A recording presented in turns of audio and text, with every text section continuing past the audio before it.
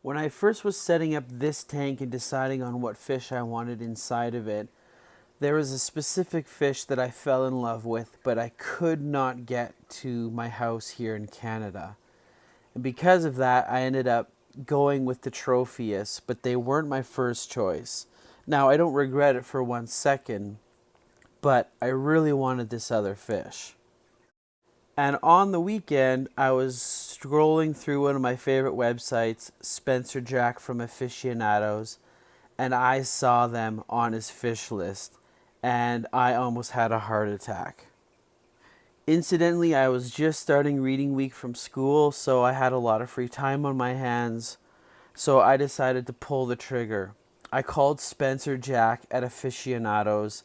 I ordered 25, and I quickly went to work putting my rainbows on sale on Kijiji, and I started stripping everything out of the tank to get them ready. And this is actually a video I took of the rainbows the morning that they were going to their new home, and they're absolutely stunning fish, beautiful. I do not regret one day owning them, but this other fish has just been nagging at me, and I just had to follow my heart on this one. So the next evening, here I am at the Calgary International Airport, waiting at the shipping door, pining to pick up these fish that I've been wanting to keep for so long. Okay, this is the unboxing of my next shipment from Spencer Jack at the Aficionados. This thing's perfectly sealed, and we're gonna check this out together.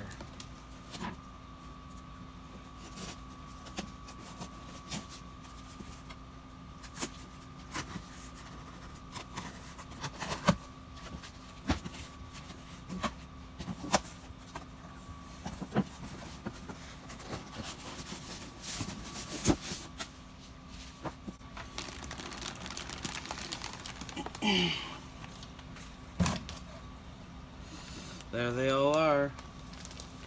Looks like they're all alive and kicking there.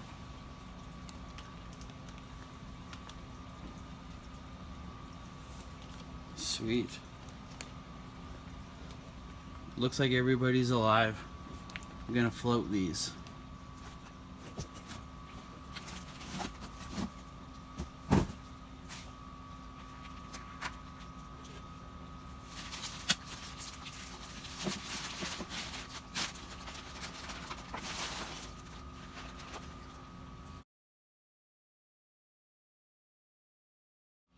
Another thing I gotta point out here is the heat packs. They were both hot. I mean, I was right at the airport the minute these things arrived, so we're good.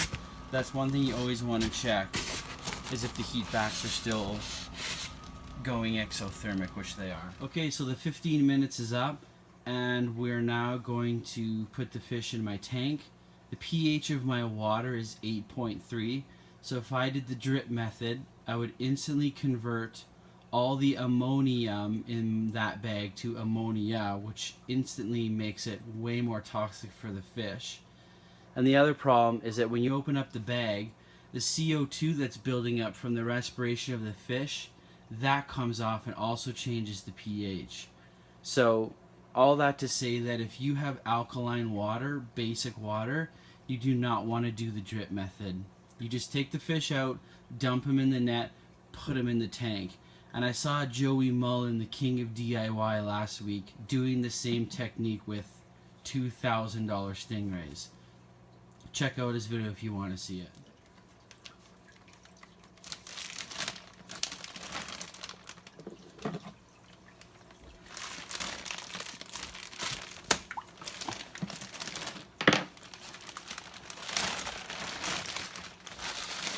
So here we go. I'm going to hold the net.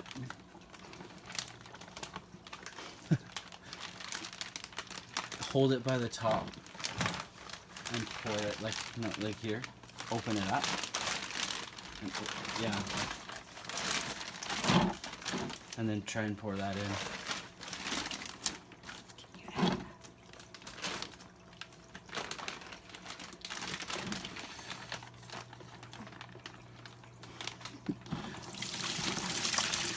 Holy shit.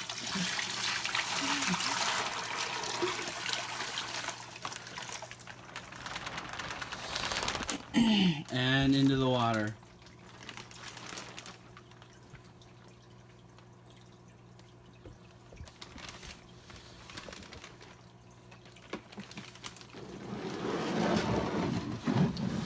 And there they all go.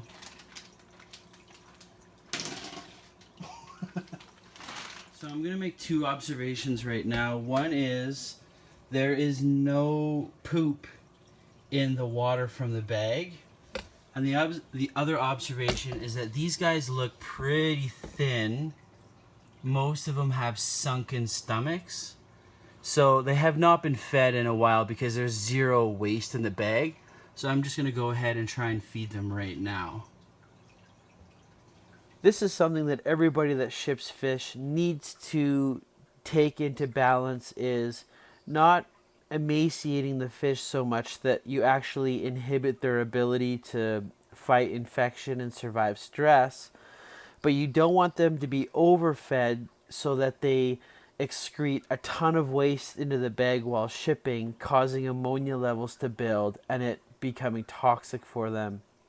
So these guys are going to bounce back really quickly, but if you are getting fish shipped to you, don't be shocked if they're just a little bit on the skinny side.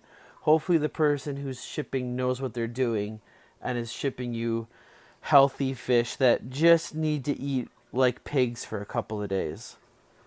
So here we go. What fish can displace the rainbows in my tank? Leave your guess on what fish these are in the comments before I tell you. Pause the video, type what you think, and see if you get it right. These are Pseudotropheus salosi, and they are the coolest Mbuna in the world in my opinion. One thing that's super unique about these fish is that the males have different coloration depending on what their position is in the hierarchy. So for example, the blue guy there in the top right, he is the alpha male, the most dominant male of the group. So he's going to display the bright blue and black coloration. And then in this picture to the right of the dominant male, you can see a subdominant male. So on his dorsal fin, he's got that black, he's got the hint of blue. And so his body, based on his position in the environment, is turning off expression of genes for color, and I find that unbelievable. I can't believe that these fish indicate to you phenotypically or what they look like, their position in the hierarchy.